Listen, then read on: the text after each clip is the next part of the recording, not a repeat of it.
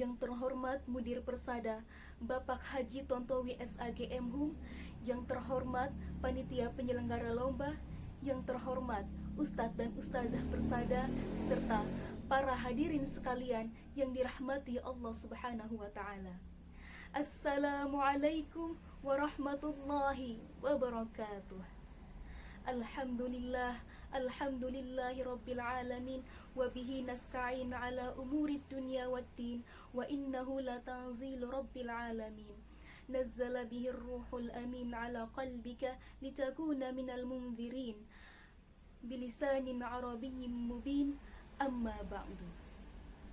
Pertama, marilah kita bersyukur kepada Allah Subhanahu wa Ta'ala yang telah memberikan banyak nikmat kepada kita hingga pada kesempatan kali ini kita dapat melaksanakan lomba pidato dalam keadaan sehat walafiat. Kedua, salawat beriring salam semoga terus tercurahkan kepada junjungan kita Nabi Muhammad sallallahu alaihi wasallam yang telah membawa manusia dari kegelapan menuju terang benderang. Selanjutnya, izinkan saya membawakan sebuah pidato dengan judul Peran Pemuda dalam Era Revolusi Industri 4.0. Hadirin sekalian, Bung Karno pernah berkata, "Berilah aku 1.000.000 orang tua, maka aku akan sanggup memindahkan Gunung Merapi dari tempatnya. Dan berilah aku 10 pemuda yang bersemangat besar, niscaya aku akan sanggup menggemparkan dunia." Pemuda merupakan pemimpin masa depan, karena baik buruknya masa depan sebuah bangsa tergantung pada kualitas pemudanya. Sedangkan tolak ukur kualitas pemuda sebagai anak bangsa adalah karya, sebab karya merupakan wujud produktivitas pemuda. Seperti yang kita tahu, dunia saat ini telah memasuki era revolusi industri 4.0. Revolusi ini sangat berkaitan dengan teknologi digital dan mesin otomatis. Akibat yang bisa kita rasakan ialah adanya kemudahan di segala bidang, khususnya bidang komunikasi. Manusia dimudahkan untuk berkomunikasi, mengakses, maupun menyebarkan informasi.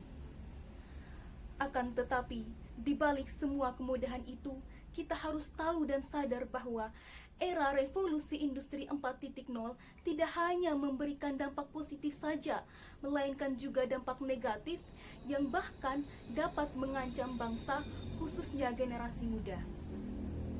Melalui keterbukaan informasi, kerap kali kita menemukan banyak informasi negatif maupun buruk yang disajikan, seperti pornografi, game online yang tidak edukatif, konsumerisme, berita hoax, ujaran kebencian, dan sebagainya.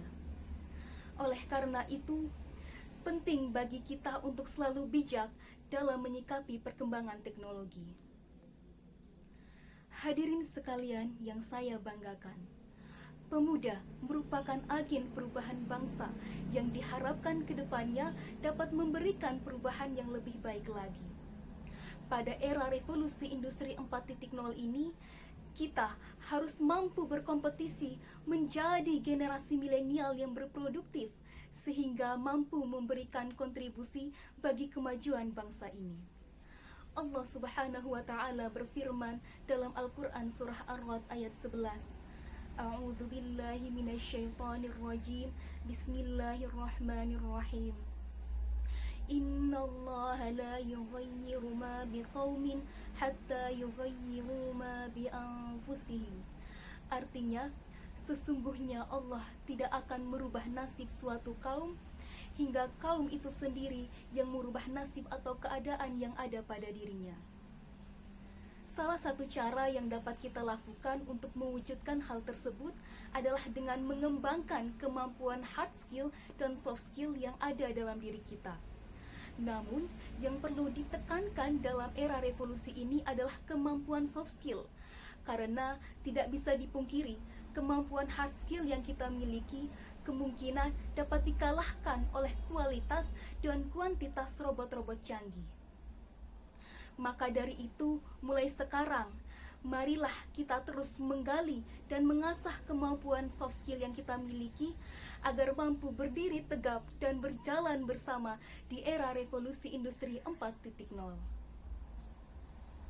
Kemampuan soft skill yang perlu diketahui dan diperhatikan oleh generasi muda diantaranya penyelesaian masalah, berpikir kritis, kreativitas, kepemimpinan, dan komunikasi.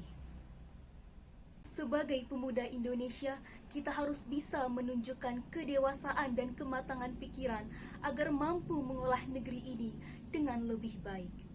Pemuda generasi sekarang, jangan mau menjadi generasi instan yang malas, tinggal menelan apa yang sudah ada tanpa mau berkarya.